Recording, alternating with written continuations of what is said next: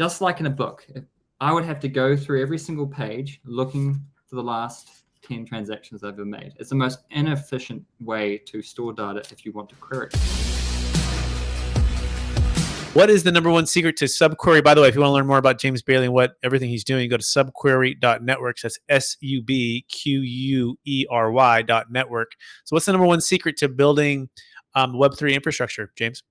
So maybe I'll take a step back and look at the environment in Web3 at the moment. So look at Web3 right now as the .com industry or the internet industry in 1997 or so, right? There's a lot of bullshit out there. There's a lot of hype.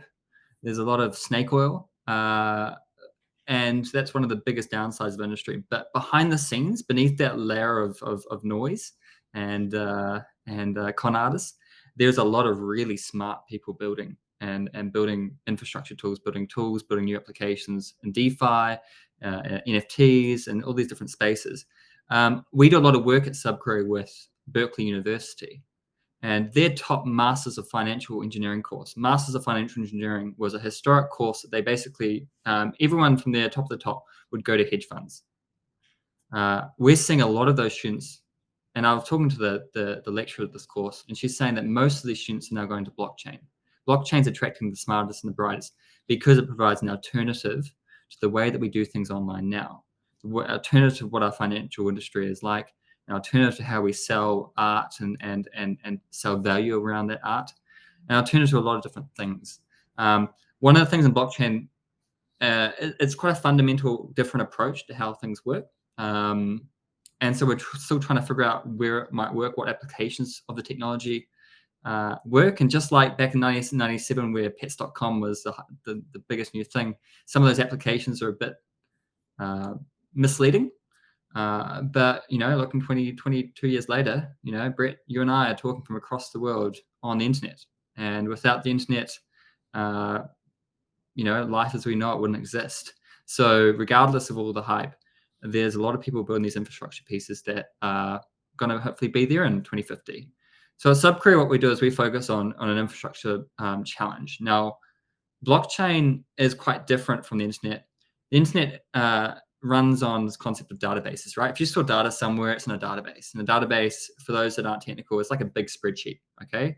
So you have this rows and columns of different data, and you can sort and search and filter those rows and columns just like you can in a spreadsheet. Blockchain is different. Blockchain is like a book. And every 10 seconds, a new page is written to that book. And that book has, for that page, we'll just have the last 10 seconds worth of transactions. So if we're doing a Bitcoin, for example, that page includes the last 10 seconds worth of transactions that have been made. So I sent you 10 Bitcoin, Brett, that record will be written in that book. And all those pages will make up the entire history of Bitcoin and all the transactions that have ever happened. Now, if I want to find out how the last 10 transactions that I have made, if I want to look in a wallet to see that, just like in a book, I would have to go through every single page looking for the last 10 transactions I've ever made. It's the most inefficient way to store data if you want to query it. And as we all know, data is the secret to many of the companies out there, right? Facebook, Google, these companies would not be where they are without their ability to interrogate, to manage, and to extract value from the huge data sets that they have. And it will be the same in blockchain. So what Subquery does is taking data from this book, this chain of blocks, this book of pages, same kind of concept. It's a blockchain, it's in the name. And constantly, every time blocks are added, we'll take that data out and put it into something more akin to a spreadsheet, to which you can use in these applications, in these wallets, and these NFT marketplaces, and these DeFi platforms, and then everything else that we'll be building in the future. It's a core piece of infrastructure. And it's one of those things that we're in the space right now in blockchain where we're building all these pieces of infrastructure so that we can build those next generations of websites, of applications, of mobile apps, or of platforms that the next generation of the internet could be built upon. Okay, so let me see if I've captured that. So we, first of all, the analogy I think of is like TV that used to be no color, right? And then there's Mhm. TV in color, and then I even think about the original like dial-up internet where it's literally like the phone number and it's making all the noises. The AOL was the classic one, right, with all the little Yeah. chirps and chimes, and it's taking forever. And then eventually data was able to be moved even quicker, right? And then there's fiber optics, and and then of course Wi-Fi came along, and then there's 2G, 3G, 4G, 5G, and then blockchain is almost like it maybe seen in 2D to like 3D, but doing it so quickly and consistently updating, and then be able to extract that data.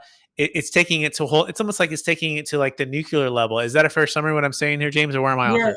So there's like we call Web3 because there's like 3 generations of the web, and blockchain is the third. So Web 1 is the age of like early dial-up Yahoo, where you go to a website and you'd read something that they have created for you. Okay, like you go to a newspaper article. That's an example of Web 1, where you go there and you read content that the owner of that website has created for you.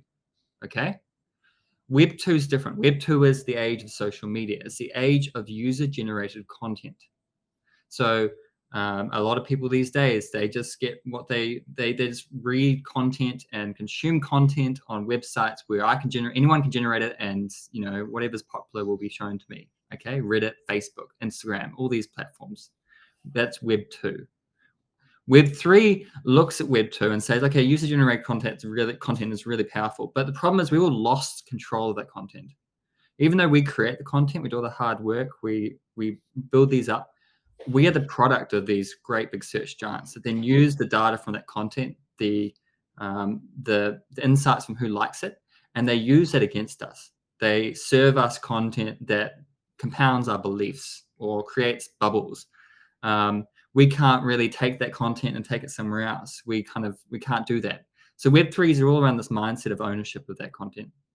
And the whole thing that Web3 enables, which is having a decentralized database, having a decentralized protocol where we own it and we control it, is that it's very transparent who owns that content and the rules over which you can use that. Oh, It's so well codifying. said. I think it's clicking even more here, right? And it's part of how this is connected with cryptocurrency and investing in the future of all of really Exactly. business and community. Everything in Yeah, go ahead. Web3 comes to that mindset, that political mindset of, we should control what we create and what we do.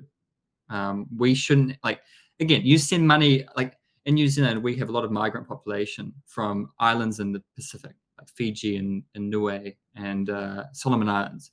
And for example, they want to send money home. They got to go to Western Union.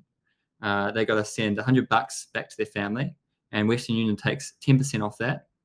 And that money takes 2 weeks to get there. It's a terrible user experience, right? And that's not right. It seems strange. Why does this financial institution clip the ticket on everything?